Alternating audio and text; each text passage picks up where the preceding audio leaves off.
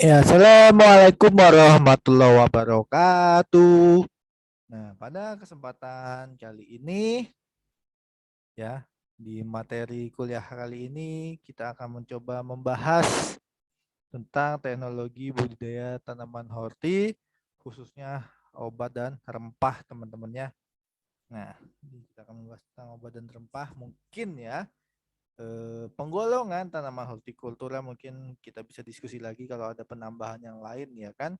Itu ada buah, ada hias, ada sayur, ya kan, ada tanaman obat. Nah, jadi obat dan rempah ya teman-teman ya. Jadi di sini kita akan fokus ke obat dan rempah. Nah, jadi sebelumnya ya kan kita bisa ketahui nih teman-temannya. Mungkin ini gambaran secara umumnya aja teman-temannya. Jadi gambaran secara umum kalau klasifikasi tanaman horti ini merupakan ini loh ada 6 ya faktor utama ya kan yang harus teman-teman perhatikan dengan baik nih teman-teman. Yang pertama itu apa sih? Tanaman horti ya, baik itu buah ya kan ada buah, tanaman hias, sayur dan rempah ya kan. Tanaman yang mudah sekali rusak teman-teman. Nah, bila disimpan tanpa perlakuan yang khusus, apalagi kalau misalkan ya kita panen nih ya kan, kita panen ya dari desa ke kota. Nah, kalau misalkan kita nyimpen aja lewat bruk bruk bruk bruk bruk gitu aja kan, tanpa kita peti kemas dengan baik ya kan, kita packing dengan baik. Nah, sampainya di pasar ya kan, sampainya ke pasar. Nah, itu tanaman kita, misalkan sayuran kita, buah kita, sampainya ke supermarket, itu mesti akan rusak nih teman-teman. Nah, makanya kita harus packing dengan baik, teman-temannya. Kita harus packing dengan baik supaya buahnya dia tidak rusak, teman-temannya. Kemudian yang kedua adalah mutu produknya itu ditentukan oleh kandungan air ya.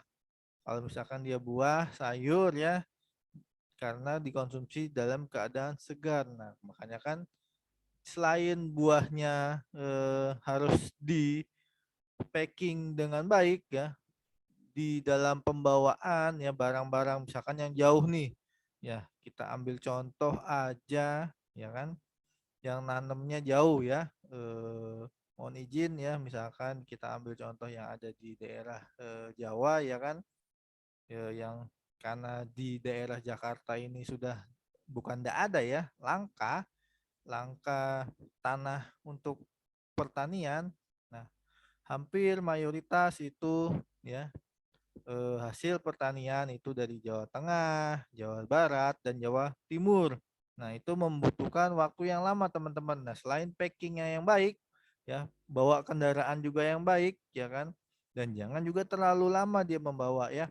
Harus diprioritaskan. Nah, dia harus ya kan membawa eh, si tanaman horti tersebut. Kemudian yang ketiga adalah ketersediaan produknya itu bersifat musiman. Dan jadi kalau misalkan satu musim nih kita nanam cabai ya kan, petani ini misalkan di Jawa Barat, Jawa Tengah, Jawa Timur. Nah, nanam cabai, nah panen, lempar semua ke Jakarta. Nah, mesti harga cabainya langsung jatuh. Nah, kalau misalkan mereka langka, harga cabainya bisa merongket tinggi, ya bisa naik 5 kali lipat dari harga cabai yang misalkan dia musiman. Nah, begitu juga misalkan buah, begitu juga tanaman yang lainnya, teman-teman. Nah, strateginya bagaimana sih? Ya kan? Kita bisa atur nih, kita bisa atur. Nah, misalkan ya di petani ini, di provinsi ini panennya ya kan itu bulan ini ya. Nah, kita bisa atur tuh ya. Itu harus dari pengawasan dari pemerintah juga, dibantu dari pengawasan dari pemerintah. Nah, sehingga tidak meledak ya. Oke. Kemudian 4 adalah harga produk yang ditentukan oleh kualitas bukan kuantitas. Nah, jadi bagus jeleknya produk itu bukan jumlahnya teman-teman, tapi kualitasnya ya. Kalau misalkan kita makan contoh ya kan buah semangka. Nah, Kalau misalkan dia masih bagus ya kan kita bunyi tok tok tok tok tok tok itu masih segar. Nah kalau misalkan semangkanya sudah agak busuk dia kan agak berubah dia harganya ya teman-temannya. Nah contoh yang kelima itu adalah faktor utama yang harus diperhatikan itu adalah membutuhkan konsumsi dalam jumlah yang sedikit ya. Jadi tidak perlu terlalu banyak kayak mau makan sayur, makan buah ya kan ya. Kecuali yang vegetarian ya, yang veggie ya kecuali ya. Yang vegetarian, nah yang tidak makan sayur, tidak makan nasi, tidak juga makan apa namanya protein ya. Nah, kemudian merupakan sumber utama ya dari vitamin dan mineral nih teman-teman. Nah, ini kita fokus ke tanaman obatnya ya kan. Tanaman obat merupakan seluruh jenis tumbuhan ya yang mampu sebagai penawar dan mencegah penyakit. Jadi nanti banyak nih teman-temannya tanaman obat. Nah, kemudian tanaman obat ini dia mengandung setiap tanaman obat itu mengandung zat adiktifnya sendiri-sendiri ya yang bisa mengobati penyakit tertentu. Nah, ya kan misalkan daun sereh. Nah, dia bisa masuk angin, menghilangkan jenis masuk angin. Jadi enggak semua tanaman ini bisa aji mumpung ya, bisa semuanya dibersihkan. Nah, jadi hanya si A untuk membersihkan penyakit si A. Dan kemudian jika tidak memiliki kandungan aktif tertentu, maka dia akan sebagai sinergi dengan mempunyai efek dari obat tersebut.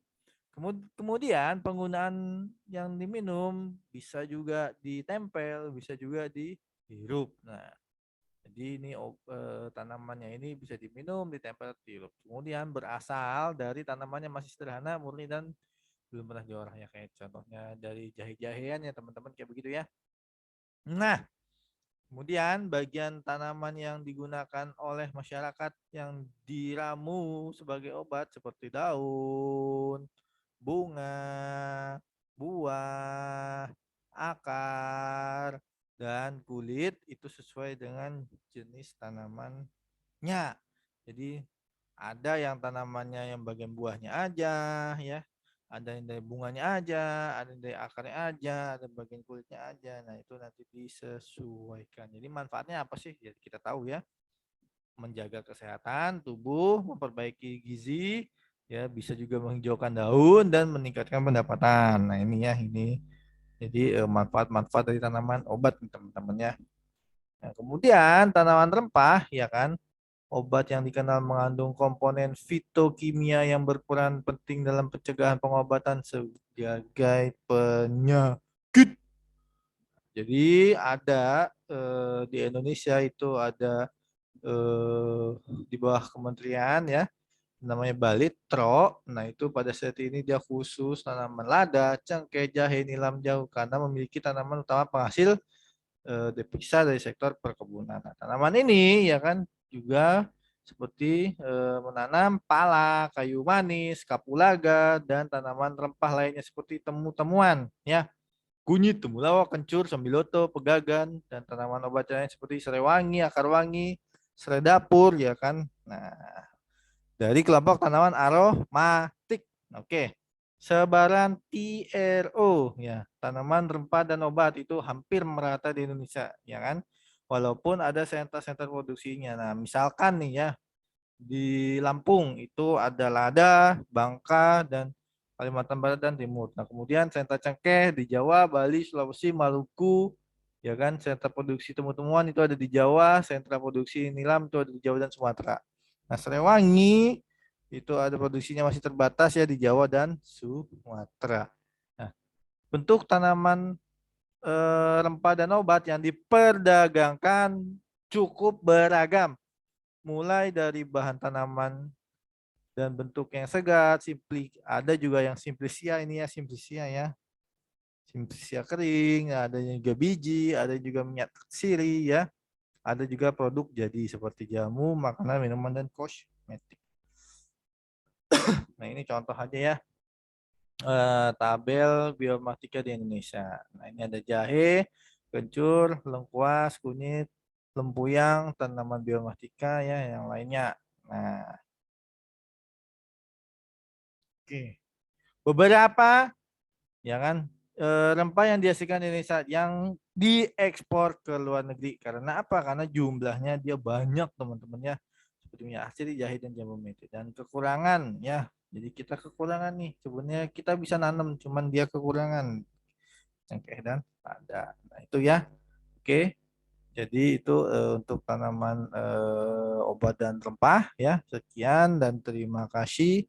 Assalamualaikum warahmatullahi wabarakatuh.